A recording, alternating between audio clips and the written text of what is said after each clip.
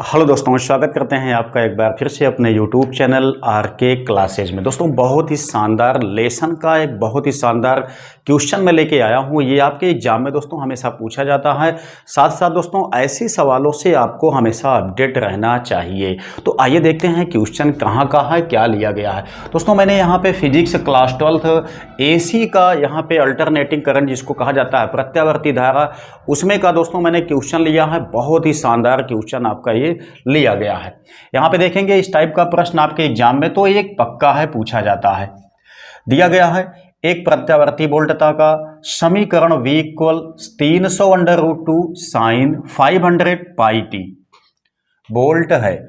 प्रत्यावर्ती धारा में वर्ग माध्य मूल मान एवं आवृत्ति की गणना कीजिए। देखिए, इस क्वेश्चन में दो चीजें आपसे पूछा गया है। एक पूछा गया है यहाँ पे वर्ग माध्य मूल मान, दूसरा पूछा गया है यहाँ पे आवृत्ति। ठीक है, तो दोस्तों ये सॉल्व करने के लिए आपके पास जो इसका मेन सूत्र है वो पता होना चाहिए, तभी हम आसानी से इस सवाल को सॉल्व कर पाएंगे। लेकिन आपके एग्जाम में दोस्तों ये हमेशा पूछा ही जाता है। ठीक है, तो आइए यहाँ पे देखते हैं। यहाँ पे जो वोल्टता का समीकरण दिया गया है उसको आप ध्यान देंगे तो दोस्तों यहाँ पे जो दिया गया है इसकी तुलना हमको करनी होती है V equal V0 sine omega T से। ये दोस्तों क्या होता है, वोल्टेज का समीकरण होता है, जो कि आपका यहाँ पे वोल्टेज का समीकरण दिया गया है। ठीक है, तो सबसे पहले हमको यहाँ पे अगर वोल्टेज का समीकरण दिया गया है तो हम वोल्टेज के समीकरण से यहाँ पे इसकी तुलना कर देते हैं। यदि दोस्तों यहाँ पे आपका धारा का समीकरण दिया गया है तो धारा का समीकरण भी होता है I इक्वल I0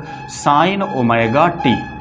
ठीक है, जब यहाँ पे धारा का समीकरण दिया होगा तो आपको धारा के समीकरण से इसकी तुलना कर देना होगा। जब यहाँ पे वोल्टता का समीकरण दिया गया होगा तो हमको वोल्टता के समीकरण से इसकी तुलना कर देना होता है। तो यहाँ पे देखते हैं V0 के स्थान पे आप देखेंगे तो आपके पास कितना दिया गया है, V0 इज इक्वल दिया गया है 300√2 दिया गया है। ठीक है, वहीं दोस्तों जब ओमेगा का मान हम देखते हैं, ओमेगा टी के स्थान पे देखेंगे आप, ओमेगा टी के स्थान पे क्या दिया गया है, 500 पाई टी दिया गया है। ठीक है, तो यहाँ पे देखते हैं तो ये आपका टी से टी कैंसिल हो जाता है, ओमेगा इक्वल मिलके आता है आपका 500 पाई। अब देखिएगा आपसे जो जो पूछा गया है उसको हमको निकालना है, उसको ध्यान देंगे। तो जो वैल्यू आपके पास नहीं पता होती है हम यहाँ से तुलना करके आसानी से वो वैल्यू हम यहाँ से निकाल लेते हैं।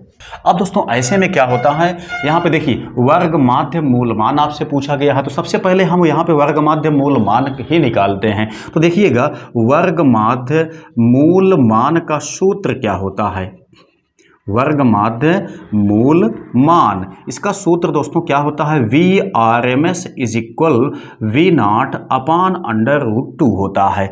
VRMS यानी कि वोल्टता का हमको जब यहाँ पे वर्ग माध्य मूल मान निकालना होगा तो VRMS इक्वल V0 बाई √2 होता है। सेम ऐसे ही आपका होता है जब धारा का हमको वर्ग माध्य मूल मान निकालना होगा तो IRMS इक्वल होता है I0 अपान √2। ठीक है, तो यहाँ से हमको वोल्टता का निकालना है तो वोल्टता का हम लगा देते हैं। V0 की वैल्यू आप देख सकते हैं यहाँ पे कितना आई हुई है, V0 इक्वल 300√2 दिया गया है। तो V0 के स्थान पे हम इसको लिख देंगे। यहाँ पे देखते हैं तो 300√2 बटे में दोस्तों आपके पास यहाँ पे है √2, तो यहाँ से इसको हम काट देते हैं। तो VRMS की वैल्यू आपके पास जो निकल के आती है वो 300 वोल्ट की आ जाती है।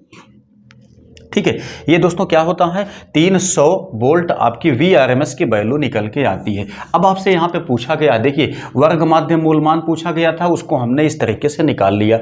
अब आपसे पूछा गया है आवृत्ति क्या होगी, तो आवृत्ति के लिए क्या सूत्र होता है उसको ध्यान दीजिए। देखिए यहाँ पे हम देखते हैं तो मिला क्या है, ओमेगा इक्वल 500 पाई, काटने के बाद ये वैल्यू आपकी आई हुई है तो इसको हम आसानी से निकाल सकते हैं। देखिए क्या होता है कि ओमेगा इक्वल होता है 2 पाई एफ, एफ ही दोस्तों यहाँ पे क्या होती है, आवृत्ति होती है। ठीक है, तो हम ओमेगा के स्थान पे इतना लेके चलेंगे, आवृत्ति निकाल लेंगे। तो देखिए इसके स्थान पे हम लेके क्या चलेंगे, 2 पाई एफ, आगे दिया गया है कितना, 500 पाई दिया गया है। पाई से पाई आपका कैंसिल हो जाएगा, यहाँ से देखिए क्या हो गया, 2f इज इक्वल आ गया 500।